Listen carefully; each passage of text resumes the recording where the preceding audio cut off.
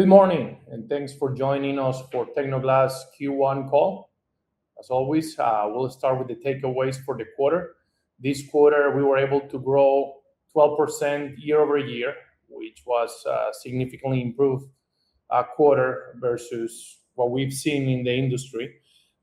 In terms of the segments, single-family residential was somewhat stable, as we know. Some challenges at the end of 2025 made it so the order flow was a little bit slower, but now it's picking up in the first Q of this year and actually the first month of the second quarter in terms of orders build up. So we expect single-family residential to ramp up as we move along.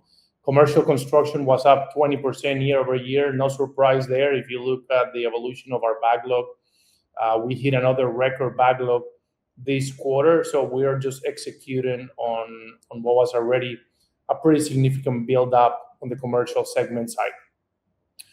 In terms of margins, as we discussed in the past, and it's been kind of a common theme for the industry, there's been some headwinds in terms of what has happened with input costs.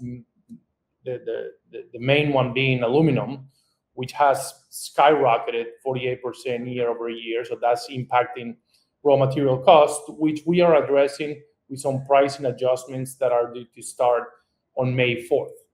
The other headwinds that we are going through are FX and labor costs. FX with the peso revaluating significantly, but actually giving up some of those gains as of late.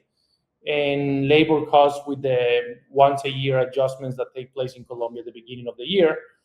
With all of that mix, operating leverage, better pricing year over year, but also accounting for these headwinds, we were able to reach an adjusted EBITDA of 61.6 million, which was in line with our expectations and close to 25% EBITDA margins, which still we believe would lead the industry by a long shot.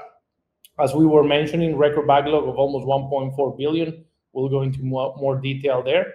The excess cash flow that we continue to generate allowed us to continue doing some repurchases. During the quarter, we did about almost 17 million in repurchases, which brings us to about 157 million of buybacks in the last 18 months or so. Finally, we're moving on with the redomiciliation of the company from the Cayman Islands to the US, which we believe that will open up some excess investments in terms of ETFs and other investors that have a US domicile company mandate. Moving on to the second slide, the backlog is an all-time high, up 19% year over year and 5.5% sequentially. What is encouraging also is that it is a much more diversified backlog. Obviously, as we all know, Florida has outperformed the rest of the US for the last few years. And now we're seeing a pickup in activity in some other states, with backlog almost accounting for 1/4 of total backlog, 22%. So that's encouraging in terms of how other regions are picking up, and we're looking much more diversified. Our book-to-bill continues to be over 1.1 to 1 for the 21st straight quarter, this time at 1.3 times. So we're able to replace record revenues on a quarterly basis, which is encouraging. And as we have discussed in the previous calls, the length of the backlog has extended beyond 2027. So we have visibility now for 26, 27, and building on 2028. Moving on to the single-family residential slide, as we were mentioning, it was stable year over year, but we see significant levers for growth, mainly if we look at the order levels, which were almost 4% up year over year and 14% up quarter on quarter. We're also seeing opportunities on the vinyl and other geography expansion that is undergoing at the time. Our dealership kind of growing and now being up 20% year over year in terms of number of dealers that we do business with. So more of a larger footprint for us to continue growing organically as we move forward.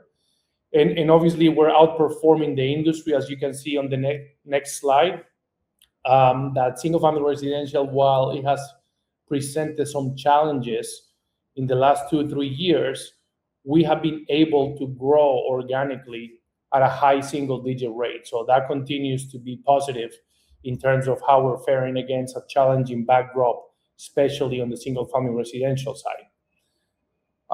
Moving on to the revenue bridge, we went from 222 million to 249 million, so a 12% increase year on year, with commercial construction, as we mentioned, highlighting the growth, 20% up versus 2025.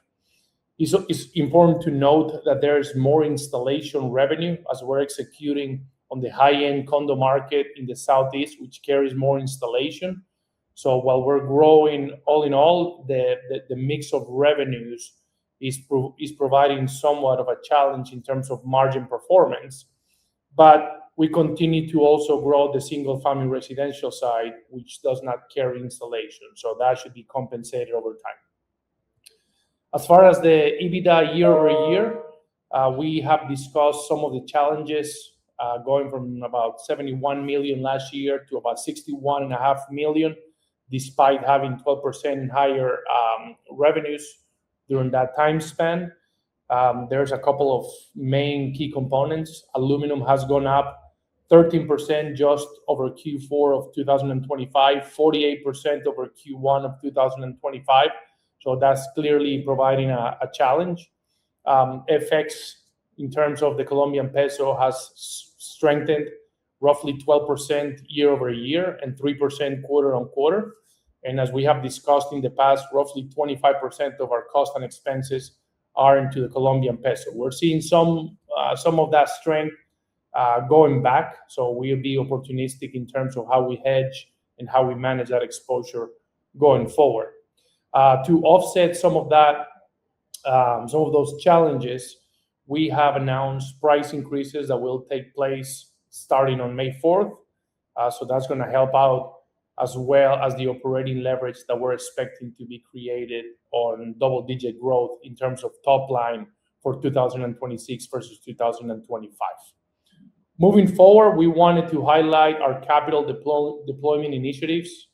Roughly half of our cash flow has gone towards CapEx. We have grown at a CAGR of 15-17% over the last decade. So obviously keeping up with expanding our footprint and operational capacity.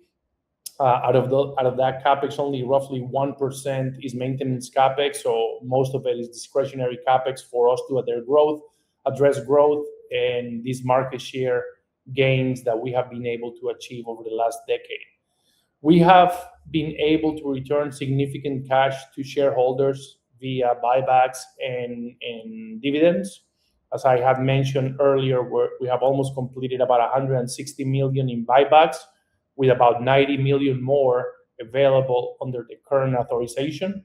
And we continue to pay a dividend on a quarterly basis, roughly $6.5-7 million. In terms of our balance sheet, we continue to have a very strong balance sheet. Net debt to adjusted EBITDA 0.4 times. So that gives a lot of flexibility for us to move forward, to grow, to reinvest in CapEx, to potentially develop a new plant in the US and diversify operations, and invest in working capital. Obviously, as we're growing, 10-12% top line this year, that requires also a fair amount of working capital. As far as our outlook, we're reiterating guidance, going from revenues of 1.06 billion to 1.13 billion. And with that, an adjusted EBITDA range of 225 to 245 million. And we have made several assumptions in terms of what happens with tariffs, aluminum, FX, but we feel comfortable in the way that the cadence of orders and top line is going. We should be able to be on the higher side of that range. And obviously, we continue to expect double-digit revenue growth for the year. With that, I leave you and thank you for joining us for this call, and hope to see you in the next one.